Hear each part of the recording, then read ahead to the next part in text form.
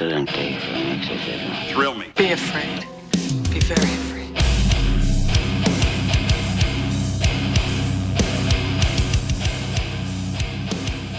What's up, everyone? Welcome to the Horror Flicks and Guitar Picks podcast. I'm your host, Tim, and today I'm joined by the one and only Adam Hussler of the band Powerplay, as well as Get in the Van Booking. How's it going, man? Thank you for joining me. Hey, how's it going, Tim? Thanks so much for having me, man. I appreciate it. Of course, I'm stoked to have you on the show. And, I mentioned Powerplay as well as you're part of Get in the Van Booking. Do you want to let the people know about anything you have going on for the rest of 2026? And if you have any other projects that you play in as well, you're more than welcome to shout those out. So those are that's the only project I have. I don't band whore myself. I don't have the energy or the time. Yeah, we have an upcoming tour, Spring Breakdown 2026. It's kind of the third year that we've done a spring break edition tour. We're going out with our friends Chained from North Carolina, as well as our friends Rust from Canada on select dates, and our friends in Gas FL out of Tampa that are wrapping up the last couple dates of the tour with us. It's going to be all over the Eastern United States and the Midwest. So basically everything east of the Mississippi. So yeah, go to our social media. All the flyers are there, all the tour posters and ad mats and all that good stuff are there. So that's what we got there. We'll also be going out and heading west finally in June with our friends Yosemite and Black. We'll be hitting the road with them from, I believe it's the 9th or 10th of June through the 28th. There's also a couple festival appearances from both of us in there, including a Monday festival in Colorado Springs, Minneapolis Nice Fest, which has the both of us as well as Rust is going to be on that, and Bulldoze headlining. And of course, a week later, we're going to be playing the Furnace Benefit in Birmingham, Alabama, with H2O, Bane, with Blood Comes Cleansing, Orthodox, and Cold Hard Steel, Twisted Luck, and a lot of other great bands. So definitely a lot of good things going on. Also dropping our new record finally. It's been a while. Two of the songs are up now. If anybody wants to stream those ahead of time and get a little taste. But we'll be doing that. And then other than that, as far as getting the van, I actually own Get in the Van Booking. But we are representing about 36 or 37 bands. And we put bands in vans and on the road and give them the ability to spread their music, spread the word, and get on out there. And happy with we have a great team internally. We have a great team, of bands, and just always trying to do what we can to help anybody, that's in that situation that wants to get on the road and is trying to navigate it and figure it all out.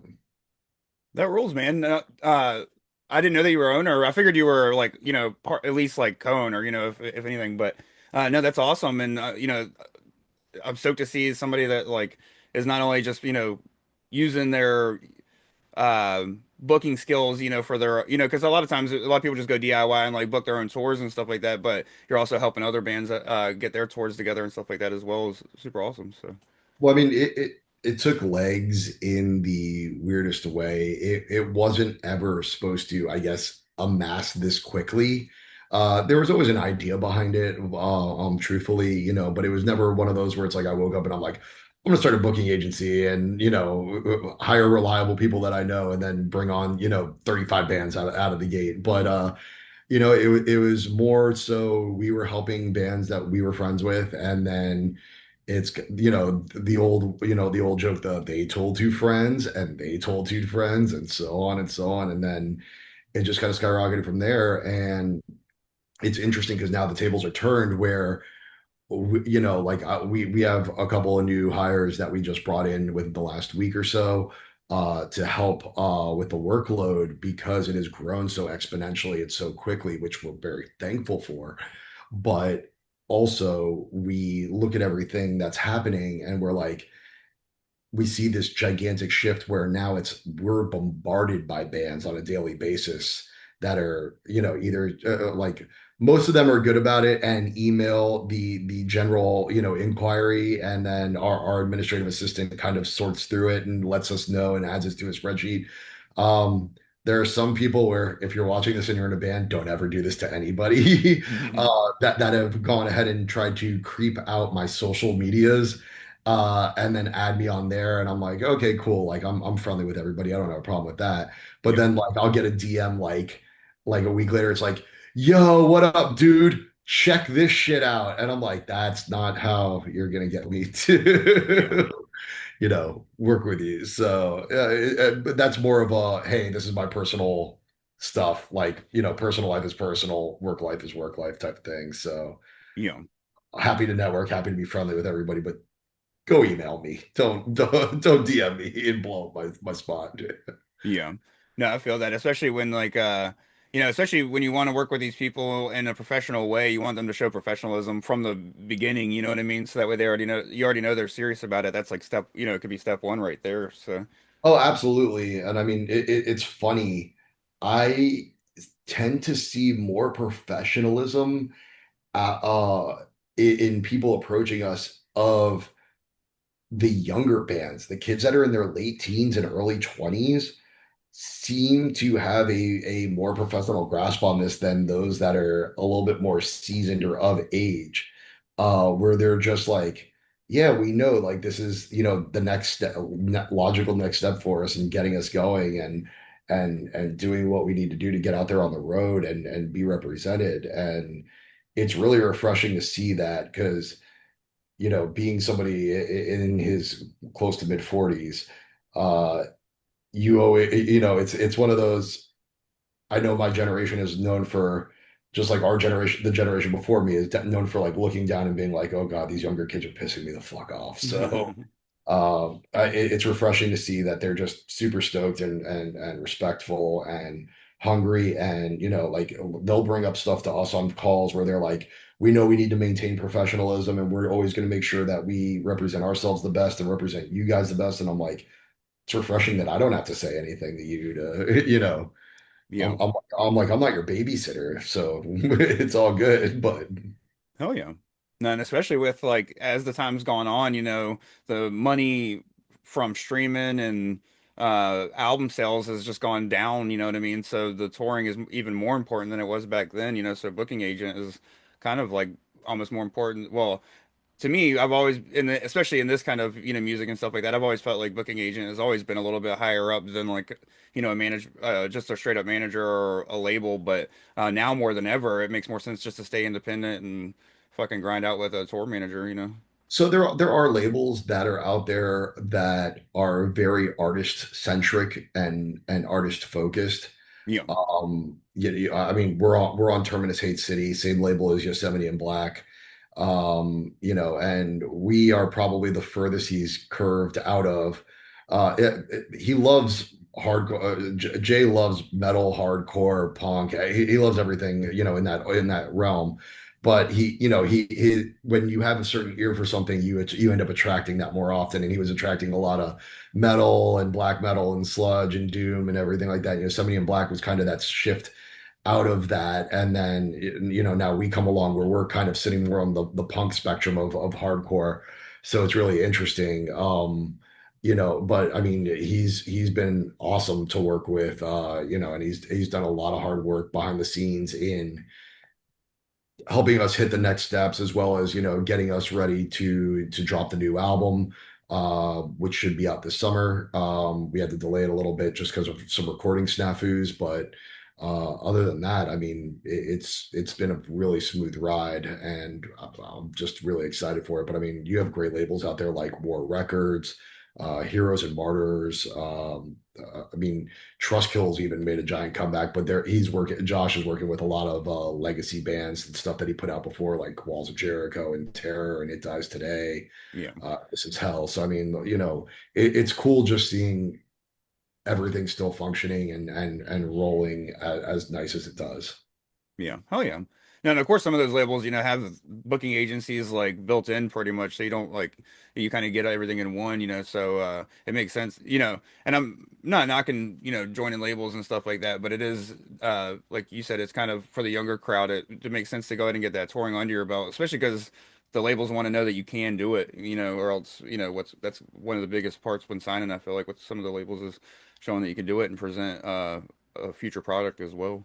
Well, I mean, it's more everything eventually hits a glass ceiling that you either let it bump off and fall back down or crash through and hit the next level. And, there are promoters, there are venues, there are people out there that will not talk to bands. If they don't have representation, it's not taken as seriously. Yeah. And, and even still as being compared to some of the bigger agencies out there like Sound Talent and Pinnacle, and Dynamic, all great agencies that with great rosters. But there is that want of being represented and us kind of, there's a lot of people that run into that brick wall. And, but you look at it as, have you done enough to really grow yourself? And like, that's kind of how we evaluate things. Like, I'm honest with every band that we talk to. I don't give a shit about your Instagram numbers. I don't give a shit about your Spotify streams. Like, does it help when I'm talking to promoters? Because that's the easy, visible thing for them to always look out, because that's the promotional tool, just like Facebook was the promotional tool 15, 20 years ago, and MySpace before that. Yeah. Sure, it all helps out. But at the end of the day, it's one of those, is this a band that has the drive and that is able to get on the road and wants to get on the road and, is really going to make a go at this? That's when you need to start talking to an agent, because you need to be able to focus on putting music out there. You need to focus on what you're doing with your live show and everything like that. Take the stress off your shoulders when you're doing that. If you're sitting there and you're talking about doing like 15 shows a year, that's something you can manage by yourself. And that's any band, Yeah. honestly. No, definitely, especially if you want to be like very limited, you know what I mean?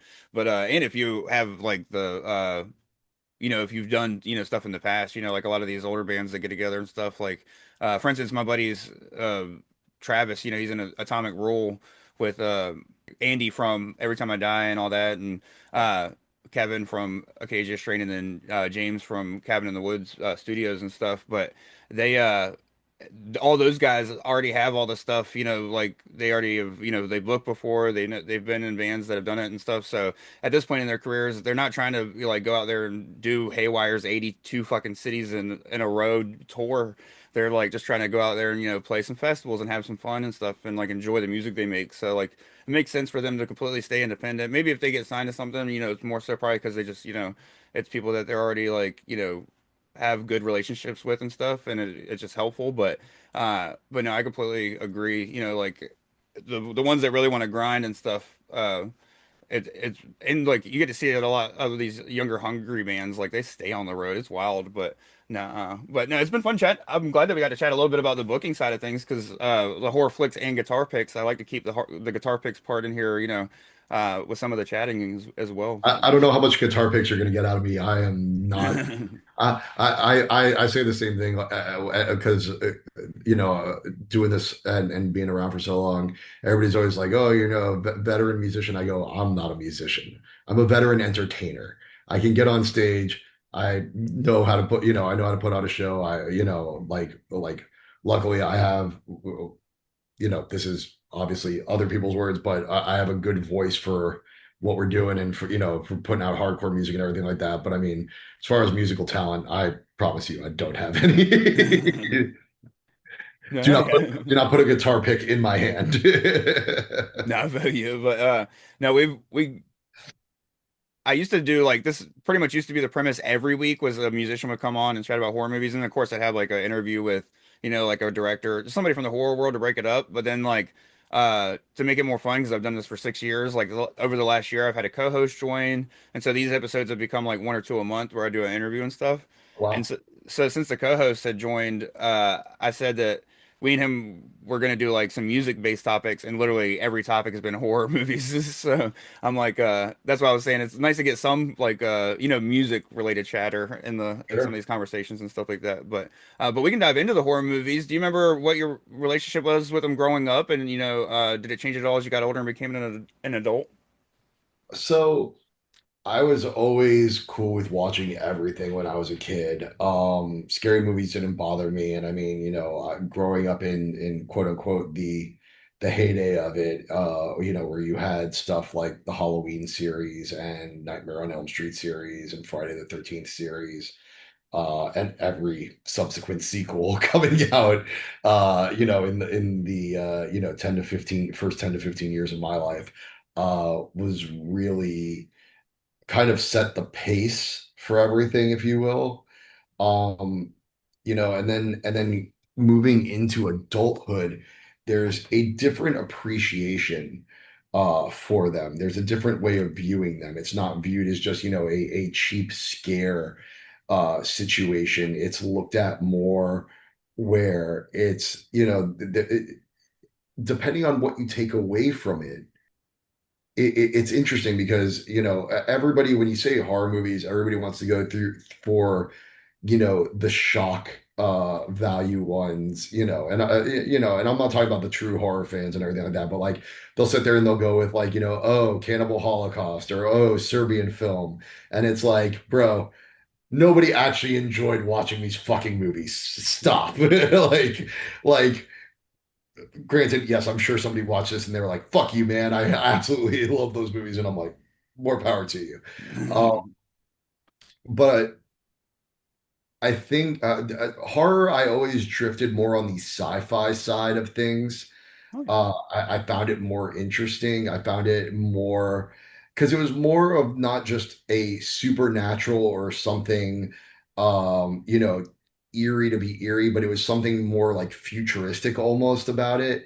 yeah, And growing up with parents that were both Star Trek and Star Wars fans, kind of had that sci-fi, influence onto it and everything like that. So I mean, like to me, Alien and Aliens are like, back to back home runs, and I love what Ridley Scott's done. But I mean, if you look at like I love the suspense side of horror, if you will. So like I mean, like Jaws is traditionally listed as a horror movie, even though I don't consider it a horror flick. It's just, yeah, it's suspense, if you will. See, obviously a little bit more on the horror side would be something like Psycho. So it's, and then even later on, in more recent times, you have Get Out, where, it's kind of that same, like it's that high energy, but like eerie, like cadence to the way that they did everything in these suspenseful moments where, like it's classified as horror, but hits more the suspense horror type of thing, if you will. yeah. No, Get Out feels very like Twilight Zone-esque or something like that, which is Makes even, sense. yeah, like just kind of with like the whole like one thing I like about that film and the sci-fi horror genre in general is those films always have this like mystery behind them because there's always lore outside of the story. Like, of course, as the Alien franchise has grown, you've learned more about what's going on with Wayland and with Earth and all that. But when you just watch like the first Alien movie, it's so wild to just think about like, damn, well, what's like Earth look like now? Or like you always have these like extra Right. thoughts to think about after the film. Where if you watch a slasher, most of the time it's like, unless you want to think about the dumb kid that was annoying as shit for 30 minutes, his backstory, oh, I wonder what his mom was like, like there's not much to really think about with Friday the 13th and shit. But Oh, yeah, it stopped for a second, but it caught up. right. No, I mean, you nailed it, man. But no, I mean, like it all depends on like the different slasher-esque stuff. Like, I mean, there's obviously classics that are like, Texas Chainsaw Massacre is the first one that always comes to mind for me personally. Which honestly was one of the reasons that I love the second Murder by Death album, when they were together, because the title of the album is the tagline from the original Texas Chainsaw Massacre poster, which is "Who will survive and what will be left of them." Yeah. So Oh yeah. I always, I enjoyed the tip of the cap and the nod, but I mean, like, I kind of like the gory stuff or the slashery stuff when it's so overtly campy that it's like it's become a comedy at that point. So like definitely during the pandemic, I loved what McG did with the babysitter and then the babysitter sequel Oh yeah, same. with what is it, Samara Weaving, and like just the way the like the campy ways that everybody died in those movies, and like it was so like okay, this is obviously about to happen, and then like most of them were exactly what you thought it was going to be, but then there'd be like one or two that were just like out of left field, and you're like, whoa, did not fucking expect that at all. Yeah. What happened? So I mean, that one. Speaking of Samara Weaving, loved Ready or Not. I actually haven't seen the sequel yet, but that's on my list of stuff to do. I thought that was probably one of the more entertaining horror movies, if you will, in recent time for me, like, where it was just like, all right, this captivated my attention and kept it going. Oh But yeah. but like I said, you have all the other classics, stuff like The Exorcist. Amityville Horror was always a personal favorite of mine.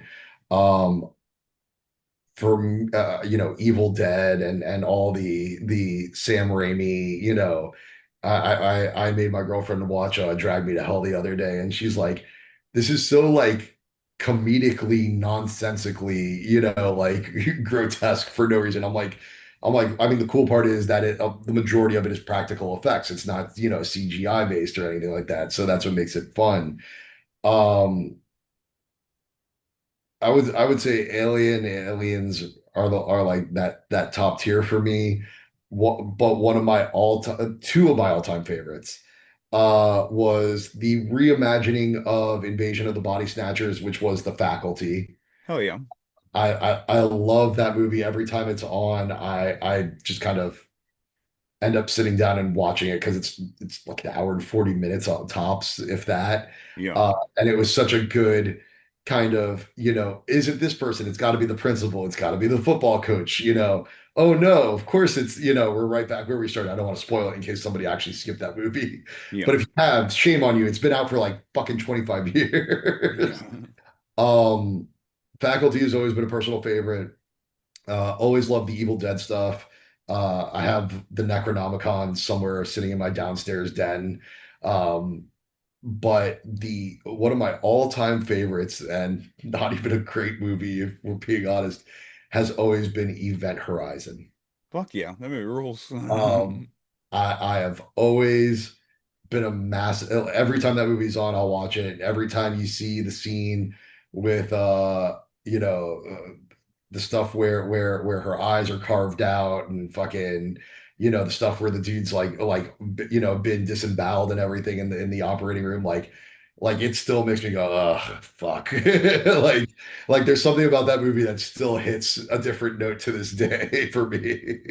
No, but that's honestly kind of like that's a perfect movie to use as an example for like kind of some of the things you mentioned put together about like liking gore and then like in it like in a unique way sometimes like because that's one thing is I really like about Event Horizon is like it uses it uniquely without it being just like oh this time somebody's head's getting chopped off or Right. it's used and it's like just it's probably more brutal than like any of the like Friday the 13th or Halloween's or and I'm not just throwing shade obviously those are like Scream is my favorite horror Right. movie which is the most basic slasher you can get but it's Right. just the one that like hooked me as a kid so it was like it's always going to be like it's that one that like is the nostalgia film like my favorite film of all time is Back to the Future and it's the same reason like nothing's ever going to beat it type thing so I like but like as far as new stuff like I love like Hereditary and those things that like, and even Midsummer, and it's because it has those shocking moments inside of a film that you don't expect of like gore and, and it competes with those other films that are just fun and stuff. So, what really hit like that for me was Weapons. oh yeah, What I didn't see it until it was on streaming on HBO. And I was sitting there and I'm like, I kept seeing the preview and it had me intrigued. And it's these little kids, running out of their house at like 3 in the morning or some shit like that. I'm like, this is I was like, this is interesting enough, and the preview doesn't give enough away for me to be like, oh, okay, I know where this is going type of thing. And so I remember watching it and then seeing where the plot actually developed and like, what Madigan's character actually was and what the whole basis of why everybody acted the way they did. And I was like, this is not what I fucking expected at all seeing the preview. I'm good with this. I'm surprised. Same thing watching Sinners. I enjoyed Sinners. I mean, obviously Michael B. Jordan won the award for it, so Yeah. there you go. Michael B. Jordan, Michael Jordaning out there.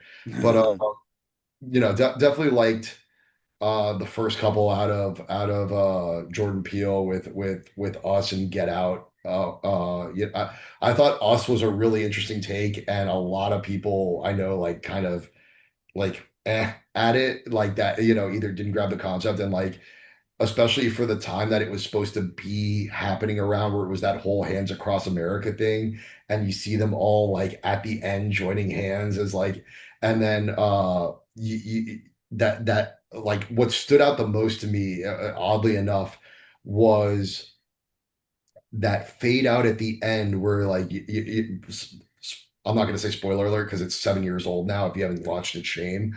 Where they realize that she is actually the mirror one, and it's that like long zoom out, and they end up what is it? Is it it's Minnie Riperton that I think that they bring in, if I remember correctly, doing the floors over it, and I thought it was just perfectly executed.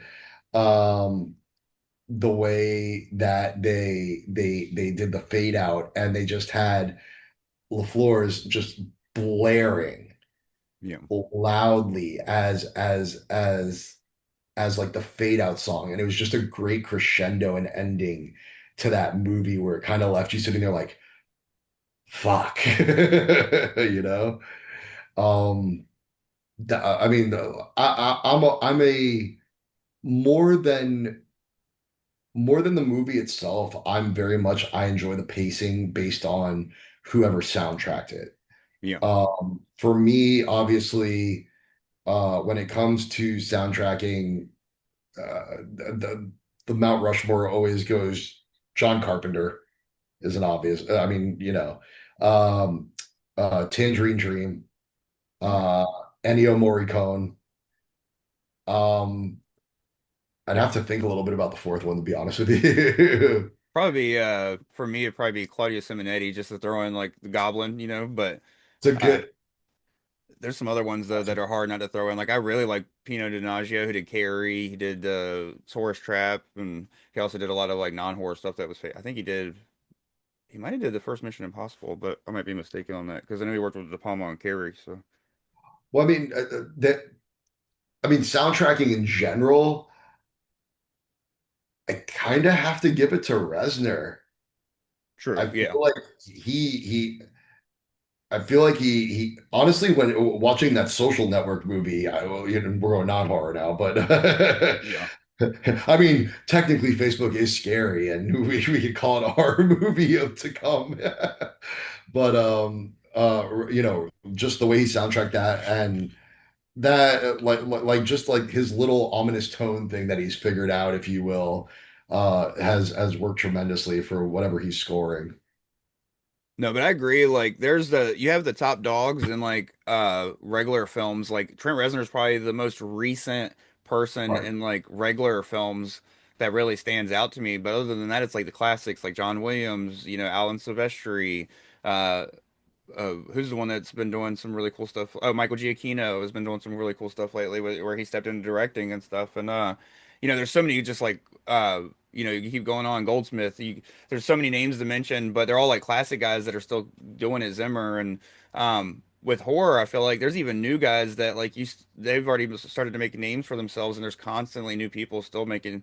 Like you got Colin Stetson who did like Hereditary and Midsummer, but then I believe he did something else like really cool recently that I want to say was I wish I could remember, but I'll look it up in a sec. I want to say he did like Barbarian or something, but then you also have people like Joseph Bashara who did like the Insidious films, which the Insidious films to me are like okay, like the first one's awesome, and then the rest are kind of mid tier. But to me, the score of those films are some of the best in like recent history. And he ended up actually playing the Lipstick Demon, which is wild. So it's like, for him to score that and then become famous as like the character itself. But I did want to mention though, before I forget about it, did you? What's funny is I haven't seen Ready or Not 2 myself, but did you notice that there's a faculty reunion in like a small faculty reunion in Ready or Not 2? Holy shit, I didn't even think about that. You got Elijah Wood, and then I cannot remember that guy's name, but the main Josh guy Hartnett. is Josh Hartnett in it. I was thinking about the other guy. The Is he? Well, look it up because I can just edit this out. Josh Hartnett doesn't look like Josh Hartnett anymore, honestly. Now the guy I'm thinking of is Sean. Sean Hat Sean Yeah, Hatzar. yeah, Hatosi. yeah. So, them two were in it, so it was like a Yep. faculty reunion and stuff. But no, and it's nice to see John Hartnett getting work. I watched Trap. That was another one that was like just so weird. It That, was good. that was like that weird thriller that you didn't know where it was going, and then it was like, oh, okay. Yeah, like I understand the hate for it because if you really pry it apart, like anybody's like, if you've ever gone to a concert, none of this would happen. It's like no fucking shit. That's why it's a movie. Like, Like you watch movies to escape from reality. It's not supposed to be, you know, sure, if I went to a hotel, The Shining would never happen. yeah. Like, I was just gonna say if I write a book, is the never ending story gonna start happening to me? Like what?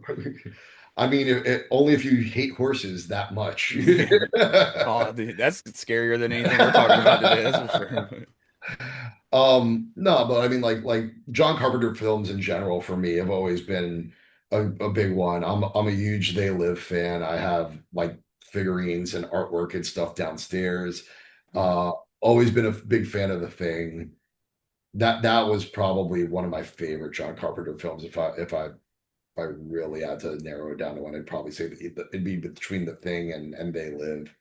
Oh yeah. They Live, I don't really consider what would you call it? A comedy? I think it's comedy, honestly. Yeah. I Yeah, there's like horror aspects just because of the real life horror underneath, but yeah, I definitely wouldn't call it a horror movie. It's more of like a comedy action, like action Right. comedy, maybe. But I mean, like you even have other like crazier movies that like don't get as much love from him over the years. Like you have stuff like Ghost of Mars and Vampires. You have what am I thinking? I'm trying to remember which one I'm thinking of. You had like the whole Escape from New York. Yeah. You Big know, Trouble was great. big trouble. Yeah, right. Like Carpenter has kind of consistently mastered that thing where like and just the way he soundtracks his own stuff is just absolutely phenomenal in my opinion. Like I get it. Why like if you're not John Carpenter, you need to hire Tangerine Dream really to do it. Is Yeah. my consistent opinion. Unless it's spaghetti western, then you can go Ennio Morricone and call it a day. Right. Oh yeah. And Neo has shown that he, is so good at coming in with horror too, doing the thing, everybody for so long, like the first time I watched the thing, I just assumed it was John Carpenter. And then of course, like after watching it a few times, I finally saw the name pop up and I was like, holy shit, like he did such a good way of like chameleoning himself, uh, like into that film and like work, like it sounds like a Carpenter thing, but you can completely hear how it's not, like once you know it's not. So Oh, 100%. and he did so good that they used it in Hateful Eight and shit. So. It's interesting how he's evolved because I mean the funny thing was like I remember him being if I remember correctly being like super pissed at Tarantino also from like I want to say it was Django Unchained stuff that like had pissed him off. So I remember just being like I was kind of surprised that he continued that kind of work along with him and everything when they kept going, but yeah, I mean that's definitely. I think we dove into the whole soundtracking world of horror versus not horror movie. Hey, but it works. The horror flicks and guitar picks coming together, but You're not wrong. I'd say it's more horror movies and synthesizers, but yeah. Oh yeah. but yeah, I mean, for me, like I said, it's always more the suspense, horror side. Silence of the Lambs, Jaws, stuff of that nature, where it's, there's an eerie, calm suspense to it, as it goes throughout. Yeah. No, 100% agree. Like I love like a good like I could throw on Terrifier any night of the week as well, but I prefer like Killing of a Sacred Deer or you know I'm trying to think of something like even Long Legs or stuff that like you have like a mystery kind of going on throughout that you have to like figure out, and then you can watch the film again and now that you know how the mystery plays out, you can see those little hints here and there that you didn't see before, and it just gives it so much more rewatchability. Like don't get me wrong, I have fun watching the same person get sawed in half 17 times, but it's a lot funner like when you go watch something and be like, oh, well, now that I know that that person's the killer. That's why Scream is my favorite, is because it's like everyone, even if I hate the killer reveal, I could at least watch the film again and see something where it's like, oh, that's a give, or Sure. something like that. So no, but so I agree 100%. It's I and I'm like you said, you're the same way. You enjoy like a good horror comedy and stuff like that, and some Well, of I the mean, fun ones, Shaun of but the Dead's one of my all-time favorites. oh, So, that's same. I got this you can't really see it, but here, I'll grab it real quick and show it to the camera just because nobody can ever see it. But uh, it's the Winchester mug. You still can't really see it, but I'll put it down here for now. But the best I have is like I have a Shaun of the Dead poster downstairs in the living room, and then I have like the pop vinyls that they made around it. oh fuck So yeah, it's like him with the red pen explosion and the paddle, and then like zombie Ed and then regular Ed. So yeah. no, I keep trying to talk my wife into going as like Sean and Ed with me one year for Halloween. Tell her like all you gotta do is wear because she always likes doing like the more like laid back costumes. Like one year she went as like Lori because all she had to really do was do like a weird ponytail and then just like a kind of like open blouse thing and like high-waisted jeans. And so I was like, all you have to do is throw on a shirt that says "Got Wood" and fucking some shorts, you'll be fine. But no, it Actually, was that would probably be the only time that I did something that, like, I've heard people refer to it as a horror movie. I don't consider it a horror movie. It's more of a thriller slash suspense, and like, and not thriller in the horror-esque sense, but definitely American Psycho. you know, Uh, many, many, many years ago, like 15 plus, when I had hair. What's it called? I had actually like I couldn't figure out a costume, and I saw like a cheap like plastic chainsaw that like made a revving noise. And so like I remember going to Walmart and buying like a $10 dress shirt that felt like sandpaper, putting it on, and just like slicking back my hair as much as possible, putting on suspenders and slacks, and then just taking like two or three blood capsules and just like smashing them in my hands, and then just like doing that on my face and everything. And I had this little thing because I was working in the technology industry at the time, where it was like this credit card thin. Now it's everywhere. They have them everywhere, but it was like this credit card thin Bluetooth speaker that like snapped onto the phone. And I walked around and I set up a playlist. This is through like a iPod Mini. So updating myself. Um, but I set up a playlist that was literally all Huey Lewis, Genesis, and Whitney Houston. And so I don't know what had possessed me. I remember one of my friends was having a Halloween party that year, and I just atrociously went completely method with it. So I'm just sitting there and I'm just basically like Patrick Batemaning Batemaning it up the entire time. And I just remember like I'm trying to keep a straight face while I'm doing it, and I actually did a pretty good job of it, if I got to say so myself. But it was just fun goofing around and just being like, oh, I'm just gonna go method actor on this one, and just here we are. oh yeah. No, I know what you mean. I've dressed up the past few years just to walk my kid around the neighborhood, and and usually I'm somebody that's just quiet. So like I've been the grabber, I've been Michael Myers, but one year back before we had our kid, I was out and me and my wife used to like set up a projector and we would like sit and hand out candy to the kids. And one year I was Beetlejuice and like kids were so stoked on it, so I had to start like putting on the voice and doing like actually acting like Beetlejuice. And by the end of the night, I was just like raspy as fuck from like trying to like sound like Beetlejuice and stuff. And but it was so worth it because all these kids, got such a kick out of it, and so it was so fun, and it was just fun, you know what I mean? So no, I always love Halloween, and I'll always dress up. I didn't dress up this year, and it was literally just because my costume didn't come together in time. But I spent like $75 on a Mankind leather mask, so Yeah, I could be Mankind. So next year I already have I'm gonna be Mankind this year for sure. So I was like, I gotta wear it 1 year after paying that much for the mask. So, it's awesome. Now, in reality, you got to do Mankind, Dude Love, and Cactus Jack in the same Halloween. right. If you're gonna go full homage, if you will. And then do GM McFoley randomly or Commissioner There you, McFoley. Yeah. there you go. No, we do enough events for my kid around Halloween between like trunk or treats and stuff. I can make it happen, that's for sure. And I probably have enough of the shit. I'd probably have to just get the Cactus Jack shirt, but I I can. expect to see it happen.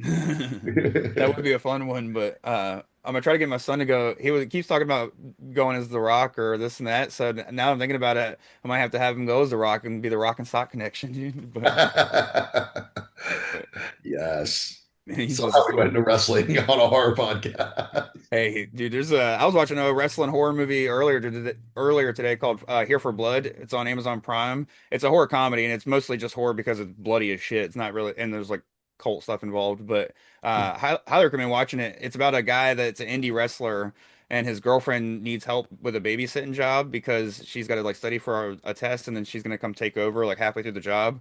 And while he's babysitting, these people like randomly start showing up and trying to like kidnap this kid, and he's like fucking them up. And but he's like this big built ass dude because he's an indie wrestler, and it's awesome. I highly recommend it. Like I said, it's on Amazon Prime if you want to check it out. But Oh yeah, I'll definitely check that out.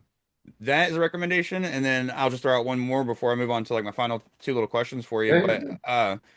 because you said you like Samara Weaving, have you ever seen Mayhem with her? I don't know if I have.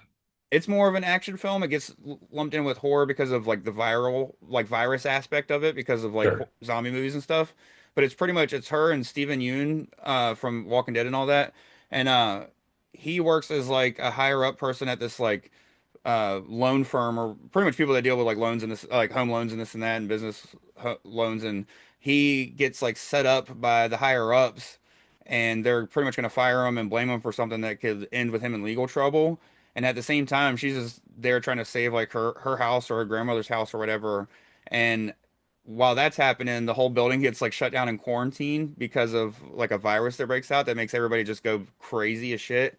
And so they can still talk, like it's not virus like a zombie, it's viral kind of like the crazies, but they can still talk. It's just you lose all inhibition type thing to like keep yourself like to stop yourself from doing anything. So uh so Interesting. it's super fun film, and of course they both have reasons to try to reach the top where all the big leagues are and stuff. So they like fighting their way up and stuff. But So basically almost the plot of The Signal, but without the violence. oh no, there's a lot of violence in this. Okay, then it is The Signal. Yeah, I think it's more. This is more in like a. I've never seen The Signal, so I don't know if it's the same So way. But I think that's like less funny, right? Signal's zero comedy. It Yeah, this is is funny. So it is more mocking, and it's funny because I mean Signal's 15 years old probably already. But Signal was more of mocking dependency on technology because it was basically just, this code goes out over phone, TV. It almost ends up being the subplot to the first Kingsman movie, if you will, which yeah, always made me laugh that because they kind of took that subplot, whereas just this signal goes out and just it only affects like certain people like with like there's you figure out who the anomalies are that don't have like XYZ brainwave type of thing, and everybody else just goes into, violent, ravenous mode type thing. that sounds like the book Cell by Stephen King too, which is I don't know if you ever read that. They made a movie. It was a horrible movie, but the book itself is awesome. I I read mean, the best Stephen King movie isn't even a horror movie, it's Shawshank Redemption. right. Yeah, and then you got Green Mile, which is same director, but another like top five or that's not even horror. And then some of the other ones that are horror are arguably horror, like Misery. And we talked about Carpenter. He did one I of, mean, all right. I take back what I said. Misery is a phenomenal movie. you know, Uh, I mean, Christine's one of my favorites too. Christine. Honestly, the remakes to it were not disappointing. I was actually very happy with them. I think Skarsgård did an excellent job as Pennywise. But always going to be a big Tim Curry fan. Oh yeah. Um, Definitely would say I remember Needful Things in particular creeping me out, but it was also because I was a little kid. And it was the scene where like the dude had like skinned the dog and and then they walk into the kitchen and they find the dog like that. And I just remember being a kid and being like, fuck this, I'm done. And and it wasn't I'm grossed out. I'm I can't watch this. It was more like, fuck this nonsense. I'm out. It's the same reason why I was a big John Wick fan. I'm like, oh, they kicked the dog. Oh, they killed the. Oh, no, no, no. And now they've made 5 movies because of it. It's like Yeah. all you had to do was leave the guy's car and his fucking dog alone, and you were fine, man. You know? Right. They probably could have taken the car. Shit, they would have just left the dog. It probably would have been an ass whooping or something. But Yeah, yeah. no, I So agree.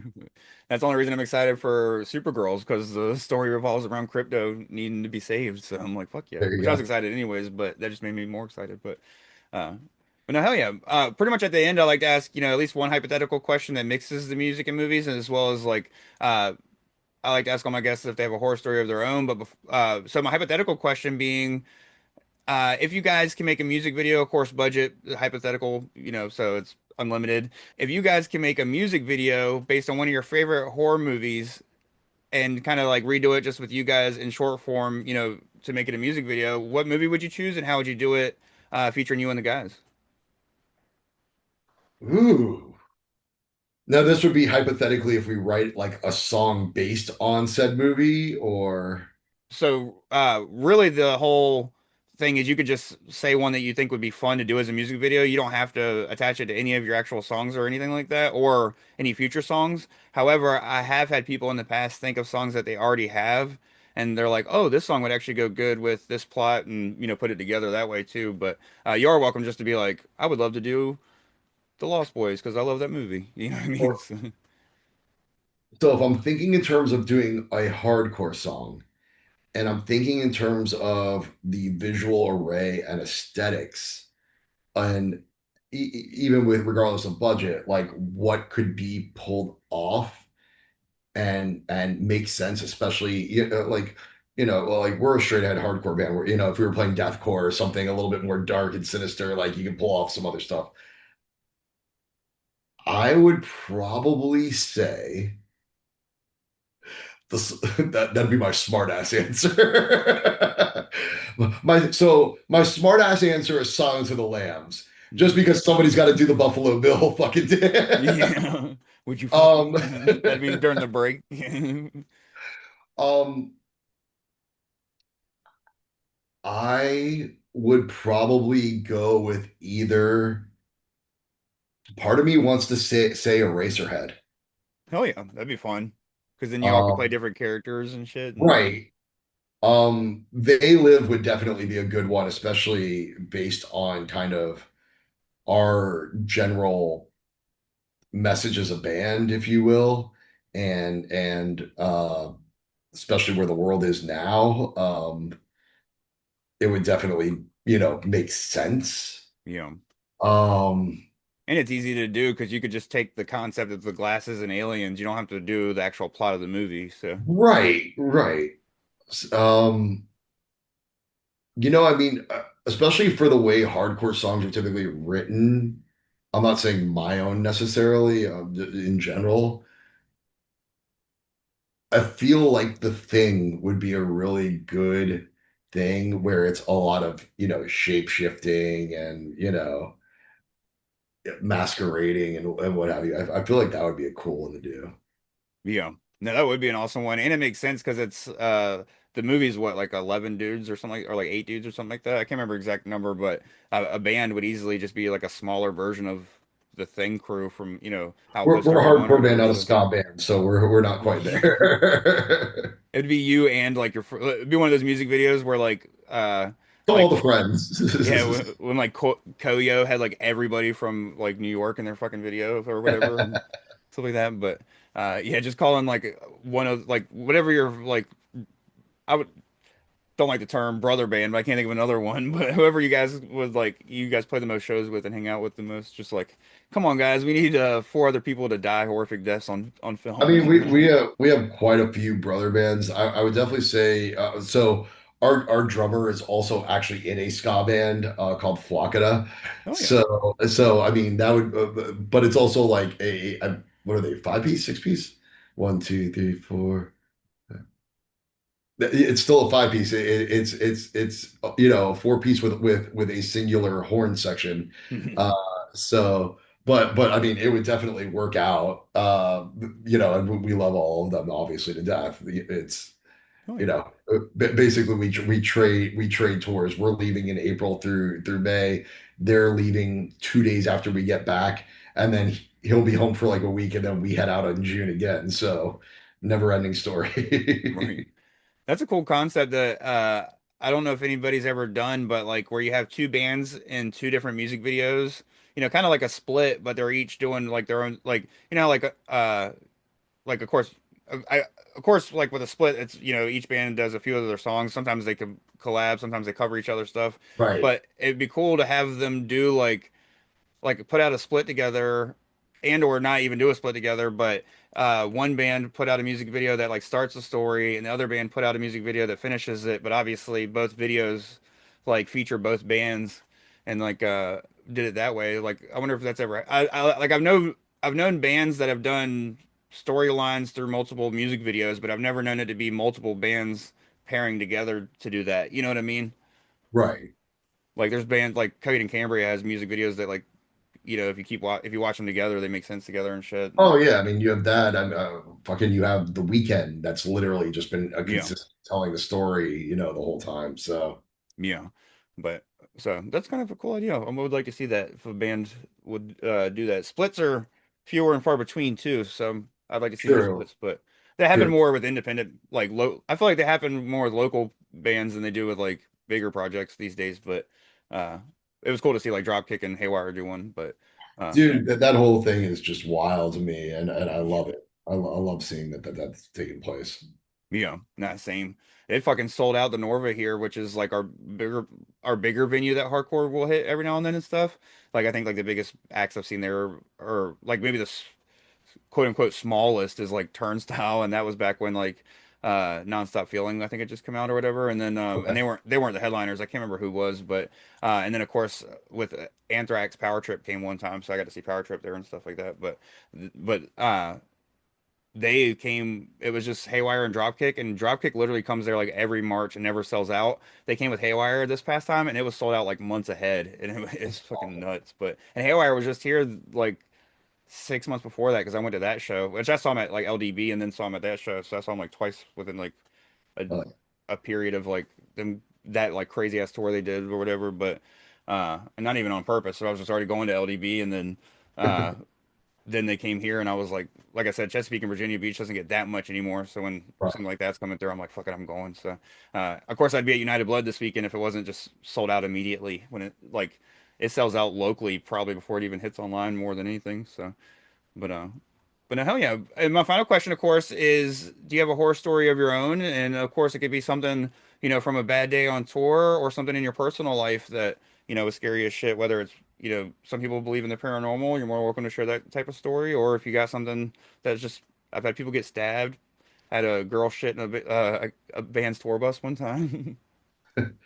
Um, Tour van, not tour bus. It sounds like they had a bathroom in it. No, she shit in the van. It was. I mean, sure, bro. Probably might piss somebody off saying this, depending on who's watching and whatnot, but we're living in a fucking horror story. Oh yeah. No, definitely. This world has become a horror story. Um, you know, with an endless plot. And all we know is nobody's representing the common folk in the story, and there's an endless parade of bullshit that goes on that makes for a good horror script, if you will. In fact, I think they've already done a couple movies that are, thrillers or what have you, surviving that. But I mean, in terms of legitimately horror stories, I can think of two. Uh, there was an old abandoned place that I want to say used to be it was a holding or detention facility out west near the Everglades for a long time. And I'm not talking about this isn't another political marking. Like this is when I was a kid. This was abandoned. It was crumbling apart. And then I remember like somebody was like, it actually was a quote unquote like insane asylum at one point. And everybody used to go paintballing around that area and everything like that out in West Miami. And I remember we went out there one night and like stupid youth, you're shooting off fireworks and fucking drinking underage and all that shit. And I remember like there would also be random like hobos that would be like passing through and transients that would be like camping out like just to get shelter from the weather, so to speak. But I remember like like we're all exploring, and then like I remember there was this one time where we ran into this hobo, and this dude was definitely like, on some drugs or on something or another, but it was definitely like something out of like one of those creepy zombie movies where it's Oh like, yeah. but like it was the weirdest combination of it where it was like it'd be that slow step, like the Romero creep, but then all of a sudden like start sprinting, and we were like, nope, fuck that. So I remember that, and then I remember my buddy lived down the street that we all used to ride bikes around the neighborhood with, and he lived like in like a couple cul-de-sacs down in the area I grew up in, and there was this one house that was abandoned, and then like we had found like this is when like your reliable source of news would be like your parents, or like you'd have to look at the library for periodicals and newspapers and stuff, and we ended up finding out that it was like somebody that murdered their family in the house and everything like that. And so like Oh nobody wanted to buy it. Like obviously it was very publicly listed, and everything like that. And I remember there were times where we would see the lights when like we would all stay over at my buddy Danny's house. We would see lights like randomly, it was very much something out of uh Poltergeist yeah. almost. So not necessarily horror, but or oh my God, I'm scared. But it was very much, obviously being like elementary and middle school age when seeing all that, and well, the hobo stuff was high school, but uh, that was definitely the I'd say probably the scarier shit. Hell yeah. Now that would have frightened me too, especially as a kid, like you said, and then especially with watching stuff like that. You watch Poltergeist and then see that shit, you're like, "Fuck, it's happening!" Call in the little lady that knows all the magic. I mean, like there were kids in there. There were kids that would go because I forgot if it was the side door or the back door, but one of them was always unlocked. Um, And so like kids would go in there and they would do like Bloody Mary and stuff like that. And it was always just like I remember going in the house once or twice, and I was just like, and it's funny watching like horror like those paranormal shows now, because I was like it's weird, nobody's been in this house and it feels fucking cold in here, like you just feel a chill in the air. And like I'm not saying I believe in it one way or another, like, but I just remember that whole ordeal and just being like, it's fucking weird. I'm out. I'm good. Yeah. Hell yeah. No, and that's the thing is like even if you don't believe in, the paranormal, when something that evil happens in a house, there's got to be some kind of energy left behind that's gonna fucking Oh you're yeah, gonna feel. So no, I 100% even if it's not true, like like say like they were just fucking with you, it's still one of those things that's like if that's in your head heavy enough, you might start to see, hear shit, everything. But 100%. no, but hell yeah, man. Well, I appreciate you for sharing the stories and for joining me, man. It was a blast chatting with you. No, I had a pleasure, Tim. Thank you so much for having me. Thanks for giving my band shout outs and everything like that. And awesome just, talking shit with you. Oh yeah, of course, and of course I'll put links to Powerplay and Get in the van booking in the description as well. So Awesome. of course, man, enjoy the rest of your day. You too. Thanks. Later, man.